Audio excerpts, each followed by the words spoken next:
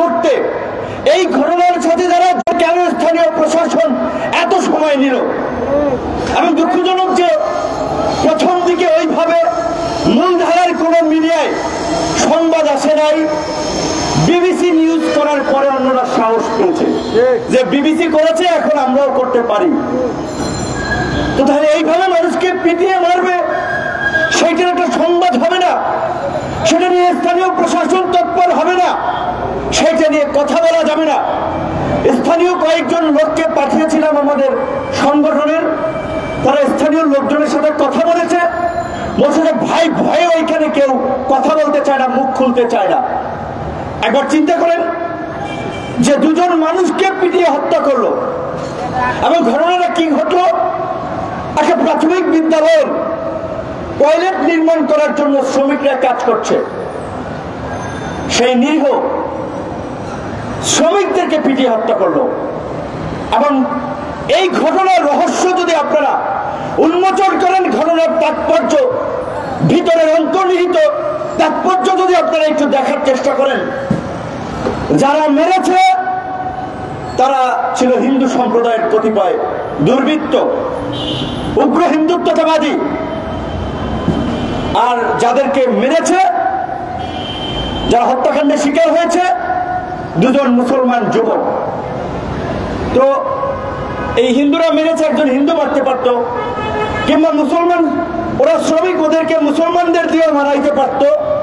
কেন হিন্দু এবং মুসলমানের বিষয় এখানে তৈরি হলো? পরিষ্কার ভাবেই আমাদের যেটা অনুমান এবং সামগ্রিক প্রেক্ষাপটে এই বাংলাদেশের অতীতেরও এই হিন্দুদের মন্দিরে আক্রমণ কিংবা কোথাও মন্দিরে ভাঙচুর, কক্সবাজার বৌদ্ধ মন্দিরে আক্রমণ, এই ঘটনাগুলো যদি আপনারা বিশ্লেষণ করেন, একই সূত্রে গাথা। রাজনৈতিক ফায়দা হাসিলের জন্য এই সমস্ত ঘটনাগুলোতে মদত দেওয়া হয়, পৃষ্ঠপোষকতা করা হয়, রাজনৈতিক ছত্রছায়ায় এই ঘটনাগুলো ঘটানো হয়। ভারতের লোকসভা নির্বাচন, রাজনৈতিক সচেতন মহল এবং দেশের বুদ্ধিজীবীরা স্বাভাবিকভাবেই একটা আশঙ্কা করেছিল ওইখানে ভারতে উগ্র হিন্দুত্ববাদী যে বিজেপি দল, তাদেরকে জেতানোর জন্য ওই উগ্র হিন্দুত্ববাদী দলের মদত পুষ্ট আওয়ামী লীগ এবং এইখানকার ফাঁসিবাদের দোসররা এইখানে একটা সাম্প্রদায়িক ঘটনা ঘটাবে।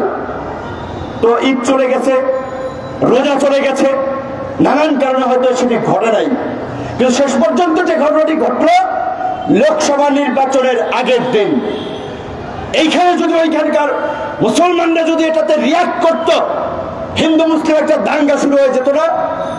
কিন্তু আমার একটা কথা সারা দেশের মানুষকে আমরা এখানে বলতে চাই, এই যে কতিপয় হিন্দু দুর্বৃত্ত এই ঘটনা ঘটালো, নিশ্চয়ই এর জন্য সমগ্র হিন্দুরা দায়ী না, এমনকি ফরিদপুরের হিন্দুরাও দায়ী না। আবার কোথাও কোথাও যে বিভিন্ন অঘটনে দু একজন মুসলমান কিংবা অন্য মানুষের সম্পৃক্ততা পাওয়া গেছে, তার জন্য ওই সম্প্রদায়ের পুরো মানুষ দায়ী না। কিন্তু কোনো একটা ছোটখাটো ঘটনা ঘটলেই এইখানকার ভারতীয় মদত পুষ্ট বুদ্ধিজীবী দালাল বুদ্ধিবেশরা সাম্প্রদায়িক ঘটনা হিসেবে পত্র পত্রিকায় চিহ্নিত করার চেষ্টা করে, টকশো গরম করার চেষ্টা করে, জাতীয় বিভাজন, সামাজিক বিশৃঙ্খলা, নৈরাজ্য সৃষ্টি করার চেষ্টা করে। সাম্প্রদায়িক ঘটনার একটা ব্যাপ্তি আছে, ব্যাপকতা আছে। আর সাম্প্রদায়িক ঘটনাকে আপনি কখন সেটাকে সাম্প্রদায়িক হিসেবে বলবেন?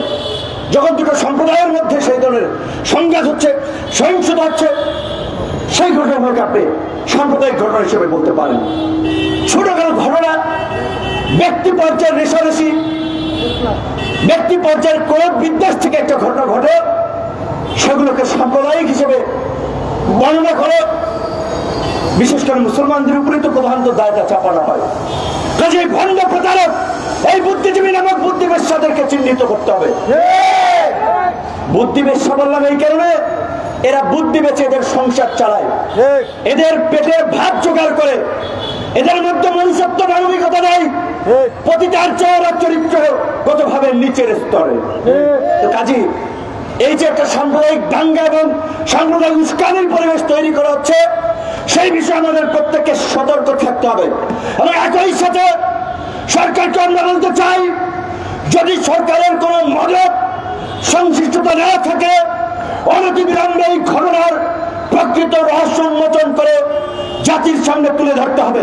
কারা কারা এই ঘটনায় জড়িত, কিভাবে এই ঘটনা ঘটেছে, কারা মদত দিয়েছে, তার পূর্ণাঙ্গ তদন্ত প্রতিবেদন জাতির সামনে হাজির করতে হবে। তার জন্য আমরা দলকানা বিচারক নয়, মানকার মতো বিচারপতি নয়, ওই যে বিচারপতি যে মানকা ছিল, নিরপেক্ষ বিচারকদেরকে দিয়ে আমরা বিচার বিভাগীয় তদন্তের দাবি জানাই। একই সাথে আজকে শ্রমিক অধিকার আওয়াজ তুলেছে, এই আওয়াজকে জারি রাখার জন্য আহ্বান জানাই। আজকে আপনারা দেখেছেন গত বছর মজুরি বৃদ্ধির আন্দোলন করতে গিয়ে 5 জন শ্রমিক নিহত হয়েছে। বাংলাদেশে এত এত ট্রেড ইউনিয়ন, এত এত সংগঠন, শুধুমাত্র বিদেশি ফান্ডের ধান্দায় তারা এই সমস্ত ট্রেড ইউনিয়ন ফিল্ড ধ্বংস করে, যে একটা সেমিনার টেমিনার করে, কার্যত শ্রমিকদের কোনো সুযোগ সুবিধা অসুবিধা নিয়ে তারা পাশে নেই। আজকে এই যে 2 জন শ্রমিককে পিটিয়ে মারা হয়েছে, কয়েকটা শ্রমিক সংগঠন রাস্তায় দাঁড়িয়েছে, কয়েকটা শ্রমিক সংগঠন প্রতিবাদ করেছে। তাহলে শ্রমিক সংগঠনগুলোর কাজ কি? নারায়ণগঞ্জে বেতনের দাবিতে শ্রমিকরা রাস্তায় নেমেছে, সেখানকার শ্রমিকরা বলেছে পুলিশ যদি এসে আমাদেরকে বলতো যে ভাই আপনারা উঠেন, রাস্তা ছাড়েন, আপনারা আন্দোলন করতে পারবেন না, তাহলে ভাই আমরা না হলে একটু সরে যেতাম। কোনো কিছু না বলেই আক্রমণ শুরু করেছে, রক্তাক্ত করেছে, লাঠিচার্জ করেছে। এই পুলিশ ভাইরা কার মাথায় লাঠিচার্জ করছেন, কাকে পেটাচ্ছেন, পরিচয় খুলতে দেখা যাবে কোনো না কোনো ভাবে এরাই আপনার আত্মীয় স্বজন। পুলিশের চাকরি যারা করেন আপনারা তো জমিদার না। বিসিএস যারা দিয়ে আজকে ইউনো বিসিএস পাচ্ছেন, জমিদার শিল্পপতির ছেলেরা বিসিএস যায় না। আমার মতো, আমাদের মতো নিম্নবিত্ত নিম্ন মধ্যবিত্ত পরিবারের সন্তানেরাই ভালো জীবনের আশায়, নিজের জীবনের নিরাপত্তার আশায়, একটু সামাজিক সম্মানের আশায় ওই সরকারি চাকরি নামক বিসিএস দিয়ে চাকরিতে ঢোকে। আমরা কোন সংস্কার আন্দোলন করছি, মেধাবীরা যেন চাকরিতে ঢুকতে পারে। আমরা বিসিএস দিলে আমাদের বিসিএস হতো, কিন্তু আমরা রাষ্ট্র সংস্কারের আন্দোলনে, রাষ্ট্র মেরামতের জন্য আমরা রাজনীতি করছি। তো এই নিম্নবিত্ত মধ্যবিত্ত পরিবারের সন্তানেরা বিসিএস কর্মকর্তা হয়ে সার না বললে তাদের গোসা হয়। কৃষক তাদের জন্য, তাদের কাছে পরামর্শের জন্য যায়, কৃষককে বের করে দেয়। এইটা তো হওয়ার কথা ছিল না। এইভাবে আজকে এই সমাজের প্রত্যেকটি সেক্টরে আজকে অধঃপতন এবং নৈরাজ্য শুরু হয়েছে। তো এই সমাজকে যদি আসলে পুনর্বিনির্মাণ না করা যায়, এই সমাজ দিয়ে, এই রাষ্ট্র দিয়ে খুব বেশি দূর আগানো যাবে না। আমি গত পরশুদিনও নিরাপদ সড়ক আন্দোলনের কথা বলতে গিয়ে বলেছিলাম রাজনীতি করবেন না। আমাদের শিক্ষিত নাদুস নুদুস যুবক তরুণরা নাকশিক্ষা রাজনীতি, ভাই রাজনীতির থেকে দূরে, রাজনীতি আমি করতে চাই না। আর রাজনীতি না করার ফলে এই যে সড়ক ব্যবস্থাপনার কারণে রাস্তায় অ্যাক্সিডেন্ট করে মরছেন, নগর ব্যবস্থাপনা না থাকার ফলে দূষণে মরছেন বাচ্চারা, আজকে শিশুরা, বয়স্ক মানুষ, শ্বাসকষ্ট, নানান ধরনের শারীরিক জটিলতায় ভুগছেন। এই যে ড্রাইভাররা যারা গাড়ি চালাচ্ছেন, 10-15 বছর গাড়ি চালায় মাজা কোমল লড়াইতে পারে না, হাঁটতে পারে না সোজা হয়ে। তো এই যে যারা এই ধরনের কাজ করছেন, তাদের পরবর্তী সামাজিক নিরাপত্তাটা কোথায়? তাদের পরবর্তী সিকিউরিটিটা কোথায়? রাষ্ট্রের কোনো নজর আছে? এই যে গরমে হাসপাস করছেন সবাই, এখন গরমের দিনে গাছ লাগানোর জিকির উঠাইছেন। এতদিন কি করছেন? বাংলাদেশে প্রতি বছর বন উজাড় হচ্ছে, গাছ কাটা হচ্ছে, পরিবেশ ধ্বংস করা হচ্ছে। এই যে আমরা এত ফান্ড পেয়েছি আন্তর্জাতিক ভাবে, আমরা তো দেখলাম জলবায়ু তহবিলের ফান্ড দিয়ে তারা ঝিলিক বাতি লাগাইছে 350 কোটি টাকার। আপনার এই রোডের, আপনার বিদ্যুতের বাতি লাগাইছে, যেটা ফান্ড ছিল জলবায়ু তহবিলের ফান্ড। কারণ আমরা দেখেছেন তো বাতির দাম 500 টাকার বাতির দাম 7,500 টাকা, 250 টাকার বটির দাম 10,000 টাকা, 400-500 টাকার বালিশের দাম 10,000 টাকা, 11,000 পর্দার দাম 42,000 টাকা। একটা হরিলুট চলছে। কে বন্ধ করবে? কে বন্ধ করবে বলেন? সমস্ত জায়গায় তো একটা সিন্ডিকেট, কে কার বিরুদ্ধে কথা বলবে। এবং এই সিন্ডিকেটের মূলে রয়েছেন একজন জননেত্রী, মানবতার মা, অমুক বলে না তারা, একজন। এই রাষ্ট্র ব্যবস্থা এবং নৈরাজ্যের জন্য যদি দায়ী করতে হয়, প্রধানত অবশ্যই শেখ হাসিনাকে দায়ী করতে হবে।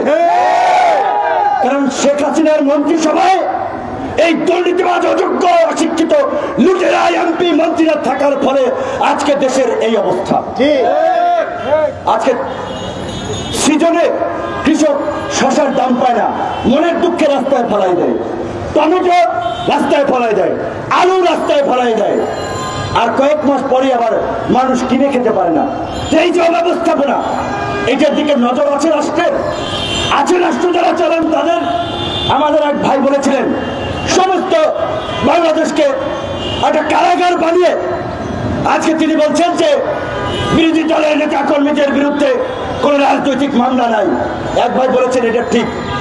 একটা ডাহা মিথ্যা কথা আর কিছু আছে? একটা রাষ্ট্রের প্রধান যদি এইভাবে সমস্ত জনগণের সামনে প্রতিনিয়ত মিথ্যাচার এবং মিথ্যা কথা বলে, তার মধ্যে কি মানবিকতা, মনুষ্যত্ব আপনারা খুঁজে পাবেন? সে আপনাদের জন্য কি করবে?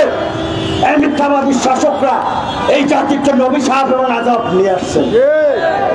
আল্লাহ বলছে না তোমরা যেরকম তোমাদের শাসক হবে সেরকম। তো কাজে এই আযাব আমরা নিয়ে আসছি, বালা মুসিবত হাতের কামাই। তো কাজে আযাব থেকে মুক্তির জন্য এই ফাঁসিবাদের বিরুদ্ধে আওয়াজ তুলুন, রাস্তায় নামুন। কে রাস্তায় নামলো, কে কি বললো, সেইটা না দেখে আপনার দায়িত্বটা আপনি পালন করুন। যেই কারণে আমরা 2 দিন পর প্রেস ক্লাবে দাঁড়িয়ে চিল্লাই, শখ করে রাস্তায় নামে আমার কি কাম খাইলো, এত কষ্ট করে প্রতিনিয়ত গরমের মধ্যে, রোদের মধ্যে রাস্তায় দাঁড়াবো, তারপর আবার মামলাও খেতে হয়। কাউকে না কাউকে আগে আসতে হবে। কাজে যারা করছে না তাদের অজ্ঞতা, তাদের মূর্খতা, তাদের স্বার্থপরতা। কিন্তু আপনাদের সেই দিকে চেয়ে থাকলে হবে না। ডেডিকেটেড ভাবে যারা কাজ করবেন, মানুষের পক্ষে থাকবেন, মানুষ তাদেরকে মূল্যায়ন করবে। তার তো বড় নজির এবং উদাহরণ গণ অধিকার পরিষদ। অল্প সময়ের মধ্যে সারা বাংলাদেশে এত জনপ্রিয়তা, জনসমর্থন কেন অর্জন হয়েছে আপনাদের? কেন বাংলাদেশের ইতিহাসে দেখেছেন ছাত্র অধিকার পরিষদের ছেলেরা হোটেলে খেতে যায়, অনেক মানুষ খুশি হয়ে বিল দিয়ে যায়। গণ অধিকার পরিষদ করে প্রোগ্রামের বের কথা শুনলে বাসের ড্রাইভার, হেল্পার ভাড়া নেয় না। কাজে নিজেদের মূল্যটা বুঝুন, মানুষের পাশে থাকুন এবং দেশ বিনির্মাণের যে সংগ্রাম শুরু করেছেন, সংগ্রাম সমাপ্ত না হওয়া পর্যন্ত সংগ্রামকে অব্যাহত রাখুন। আপনাদের হাত ধরেই পরিবর্তন আসবে। শ্রমিক অধিকার পরিষদের এই সাহস উদ্যোগের জন্য ধন্যবাদ জানাই। অন্যান্য শ্রমিক সংগঠনকে বলবো আপনারাও এই ঘটনার প্রতিবাদ করুন, শ্রমিকদের পাশে থাকুন, মানুষের পাশে থাকুন। আসসালামু আলাইকুম।